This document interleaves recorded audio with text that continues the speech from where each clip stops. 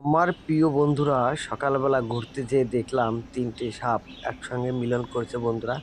যদি এই ভিডিওটা ভালো লাগে তাহলে লাইক, কমেন্ট, শেয়ার করে সবাইকে দেখার সুযোগ করে দেবেন। আর এরকম যদি ভিডিও দেখতে চান অবশ্যই আমার ফেসবুক পেজটা ফলো করে রাখবেন।